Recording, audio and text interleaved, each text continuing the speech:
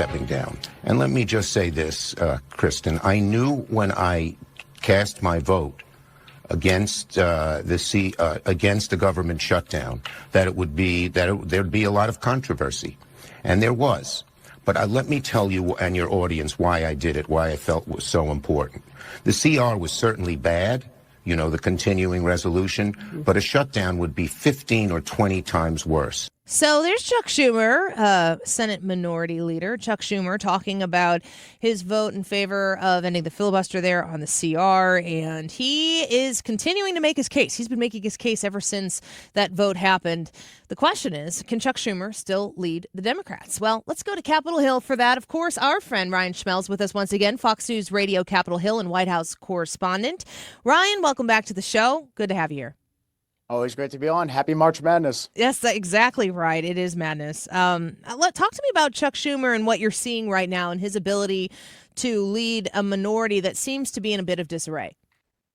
Well, Democrats are in a tough spot. That's the reality of the situation. All Republicans had to do was pass that bill out of the House, and they knew that Democrats are going to be in a tough situation no matter what vote they decided to go with. Chuck Schumer decided to break the filibuster, keep the government open, and he's receiving a ton of backlash for it right now. So I think, yes, the fact that Democrats don't have a direction right now or maybe a unified front when it comes to combating President Trump, that's leading to some backlash. A lot of this attention has been focused on Republicans and what's happening at their town halls, but you have those like Glenn Ivey of Maryland. He's in a safe district. He goes to a town hall. He has a couple people have to get kicked out of the town hall because they're so aggressive and yelling at him, telling him he's not doing enough to combat President Trump. And then he actually is the first Democrat to suggest that maybe it's time for a change of leadership in the Senate. And of course, that made a lot of news. Yeah, I've noticed this as I don't want to say talking point, but there definitely seems to be an orchestrated trend across the country, specifically in those Republican districts that are pretty strong R plus 20, whatever it might be, where they want town halls. The people on the left want town halls. They want to hold these Republican representatives very accountable, very public. Like you said, people had to get kicked out. I've seen this in multiple cases here in our surrounding area. Is this a strategy on the Democrat part? What gives with the town halls being so hostile these days? So the only unified front coming for the Democrats specifically is that they're going into these swing districts where Republicans are not having town halls and they're doing town halls themselves. We haven't seen anything crazy happen out of those ones that I've seen so far. But, there still is an opportunity here. But at the same time, when you talk about these more rowdy town halls, yes, there is the accusation coming from Republicans that these are paid actors in some cases. These are progressive groups organizing and trying to do a unified little thing where they show up and start a commotion and try to confront these lawmakers. And then there could just be, even in a safe district, let's say Eric Burleson, maybe like 20% of the electorate still voting Democrats. So all it takes is a couple people or just a couple progressive people to show up to a town hall and cause a lot of commotion. You saw that with Glenn Ivey's example, where it just took one person to really take things off the rails. Yeah, and then you cause the commotion, and then what do you get? Headlines, of course. So you get to make stories that maybe connect from district to district across the country. I've also noticed a lot of hype right now, at least coming from the people themselves, Bernie Sanders and Alexandria Ocasio-Cortez having 34,000 people at a rally, and I think it was Colorado possibly.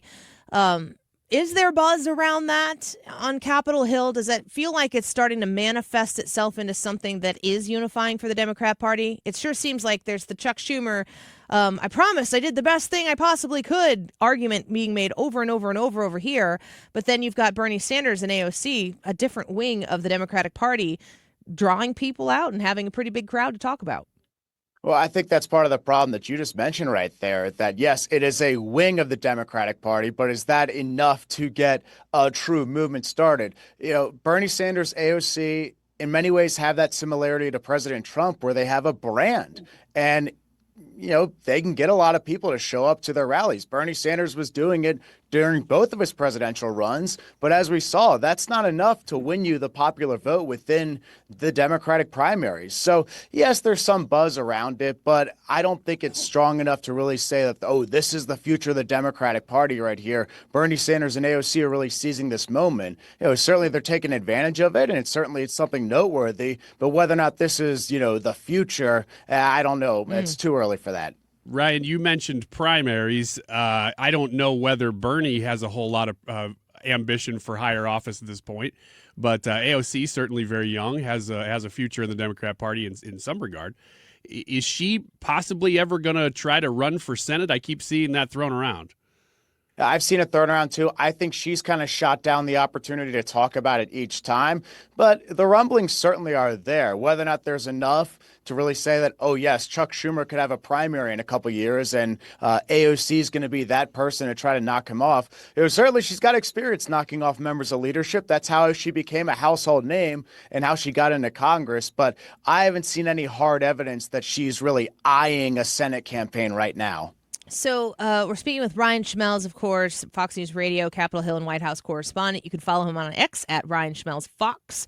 Ryan, what is the big issue that we see, the House working on, the Senate working on right now? We know that they were able to get the CR through, and that big, beautiful bill might be down the road a little bit. We also know that there are hearings taking place today regarding some of what are being referred to as activist judges who are working hard to push back against the Trump administration's efforts to deport these gang members, these Venezuelans, back to El Salvador. What are the key issues right now that Congress is looking to address? I think those hearings are going to start this week. Jim Jordan was on our network earlier. That's the head of the Judiciary Committee saying that those are going to be looked at. I believe they start tomorrow, but I got to double check that. Now, with the one big, beautiful bill, a lot of action on that is expected in the coming weeks. House Republicans leadership in a unified front put out a statement earlier today pretty much encouraging the Senate to go ahead and take up their bill, which, as we've talked about before, it has about $2.5 trillion or $2 trillion in spending cuts. You've got $4.5 trillion in tax cuts. You've also got border funding. You've got national security funding, and you've got energy policy in there too. And the Senate bill doesn't really include the tax policy side of things. So the House has already gone ahead and saying, hey, vote on our bill. Our bill's what it needs to be. But the Senate has kind of pushed back on that. There have been some who don't think it goes far enough when it comes to reducing spending. And there's others who would like to see the Trump tax cuts solidified in law and made permanent. But there's House members who say, well, if you're going to do that, you better have ways to pay for it, because we're not going to pass it on our end if you send us back something that doesn't have pay-fors. Yeah. Ryan, maybe you can clarify this for me a little bit better, just because I get lost in some of the processes here, and that's one of the reasons I'm glad to be able to talk to you and ask you these questions. But, when they passed the continuing resolution, the budget bill, they had to have Democrats cross over and vote for that in the Senate. But with going forward with other resolutions, with budget bills and things, do they have to always have Democrat support? And if they can pass it with just Republican support, why did they have to have Democrat for the last one? Yeah. So in the CR's case, they needed 60 votes to break the filibuster. And you would have saw on the board, you got 60 votes to break the filibuster. But when you had the final vote on the CR, you had only like 52 total members voting for it, because right once they break the filibuster, the final passage needs just a majority approval. So 50 votes or more. And you saw Chuck Schumer, he voted to break the filibuster, didn't vote on final passage. That's an important clarification to make there. On the reconciliation process, which is what they're trying to do with the one big beautiful bill, with the reconciliation process, you only need 50 votes. It's a simple majority. And also with something called rescissions, something I think I've talked about on the show before that we should start familiarizing ourselves with. It is a process where the White House sends a package of things that they want cut completely, and Congress just has to pass it on a simple majority. So that's going to be probably the easiest way Republicans have when it comes to codifying some of these DOGE moves that you've seen so far. Well, there's a lot to talk about, and we love having you back. Ryan Schmelz, thank you for the time today. We're going to continue to ask you to come back as the news cycle continues to churn. You are a busy, busy man, and we always appreciate your time on the show. Thanks for being with us. Hey, thanks for the time, Manny, as always. Talk to you soon.